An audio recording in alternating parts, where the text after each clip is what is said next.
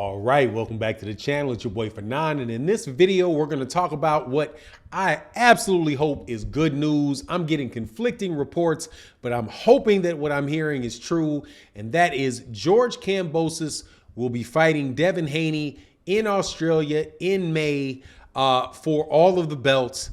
Let's talk about that in this video.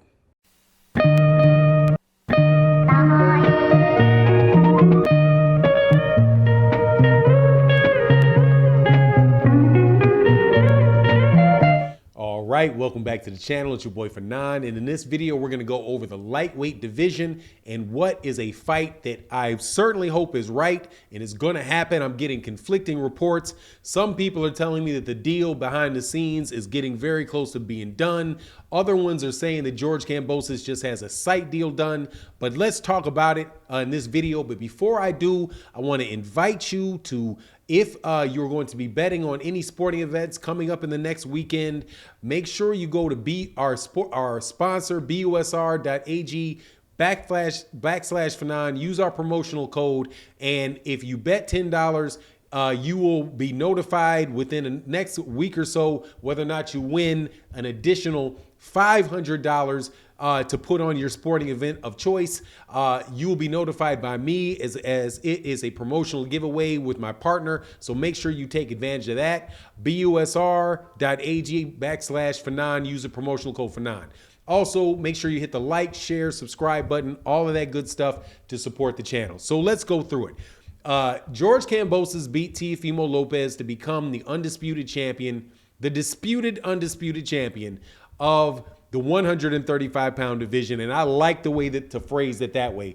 He is the disputed undisputed champion because people are disputing whether he's undisputed or not. Although the WBC says he's undisputed because he holds the franchise belt for them. And Kambosos holds the WBA, the IBF, and the WBO championship belt. But his undisputed title is disputed by guys like Josh Taylor, who says that Teofimo Lopez was never a undisputed champion. Devin Haney, who says that he is the WBC champion and disputes that George Kambosos is the undisputed champion. So it looks like now I'm hearing two different things. One thing that I'm hearing from is behind the scenes that this fight is virtually done between Devin Haney and George Kambosos because Bob Arum, who is with Top Rank, is more than likely not going to push hard for the fight because of the amount of money that it would cost for Vasily Lomachenko to fight Teofimo Lopez, to fight George Kambosos.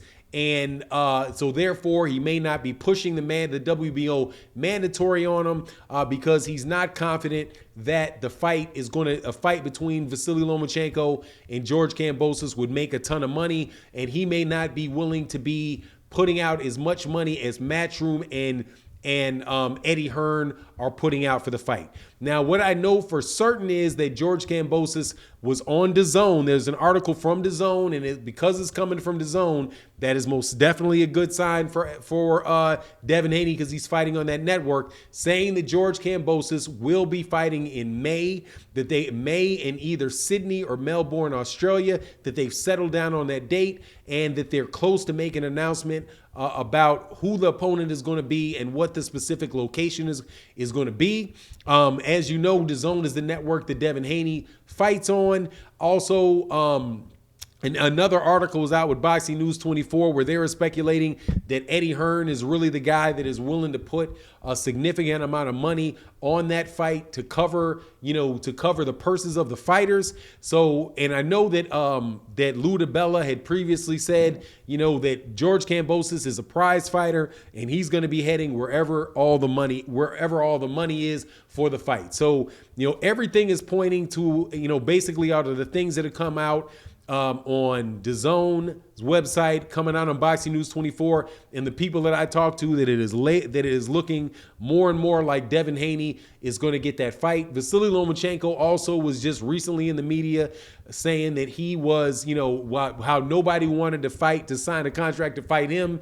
So he seems like he's licking his wounds a little bit. But, I'm just going to tell you, I really hope that this is the case. And I think that this is the fight at lightweight that should take place next, and could answer a lot of questions, or answer all of the questions about undisputed at 135 pounds. As a boxing fan, I want to see one champion, right? Now, I would love to see Vasily Lomachenko versus George Kambosos. Would love to see Gervonta Davis versus Kambosos, right? I think any of these guys would be a good fight with Kambosos, and honestly, I think that they would all beat Kambosos. But just to get 100% clarity on what's going on in that division, I think that Devin Haney is the guy that he should fight.